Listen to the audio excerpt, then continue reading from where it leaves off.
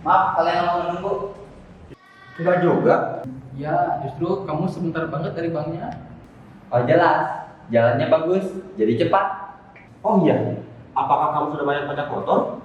Sudah dong, mari kita cintai uang kita dengan mengatur uang sesuai kebutuhan dan tentunya sisakan buat ditabung mulai sekarang. Gaskan!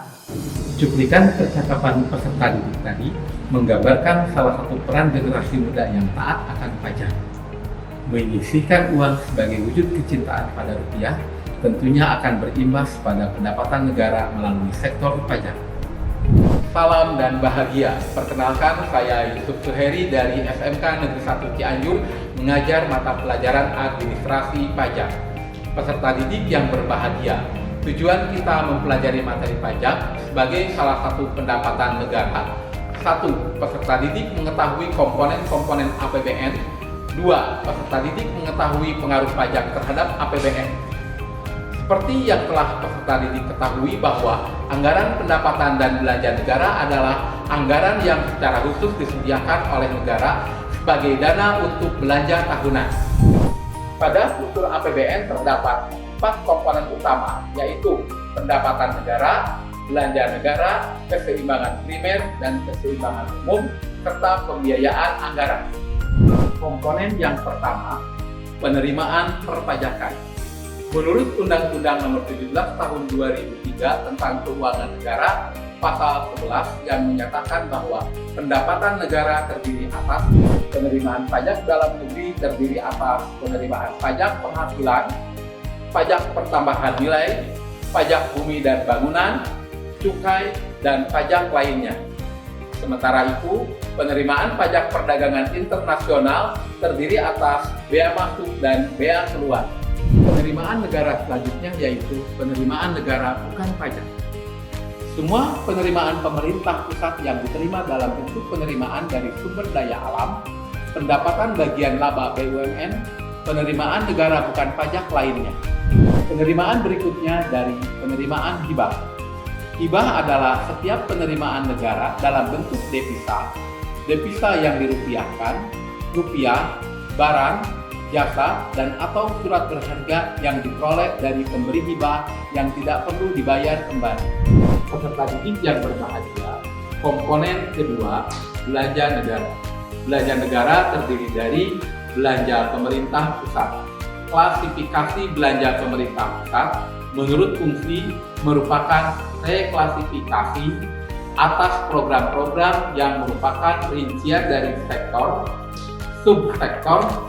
Klasifikasi menurut fungsi tersebut adalah pengelompokan terhadap program-program kementerian negara atau lembaga dan merupakan alat analisis yang digunakan untuk menganalisis fungsi-fungsi yang telah, sedang, dan akan dilaksanakan oleh pemerintah.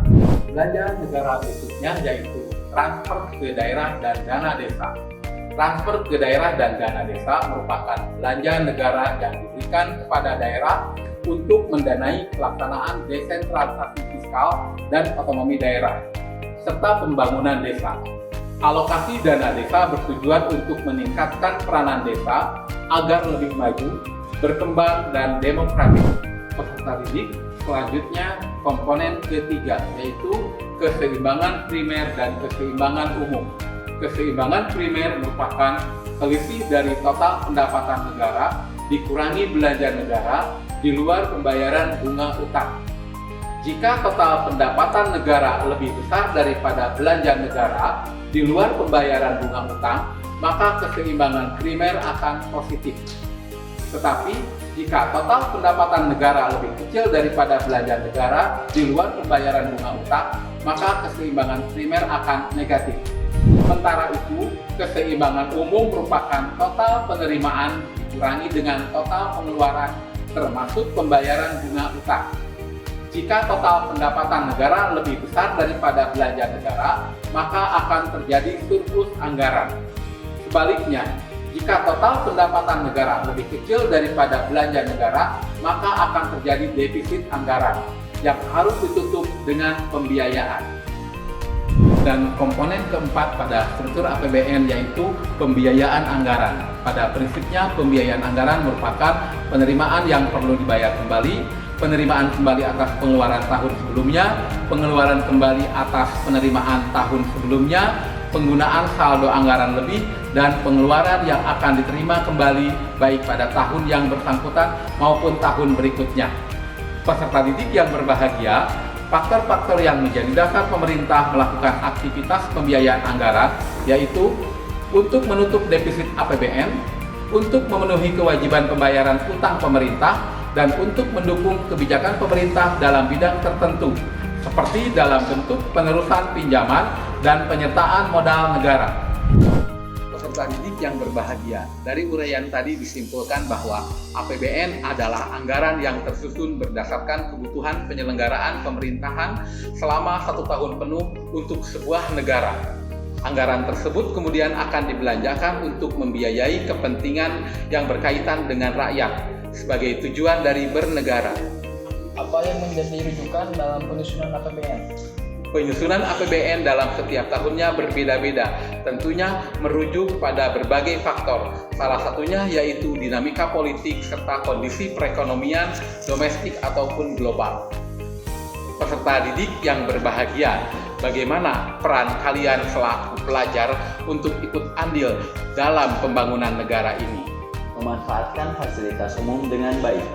Mencintai rupiah karena uang kita adalah masa depan kita. Hebat! Kalian selaku generasi muda tentunya peduli uang kita.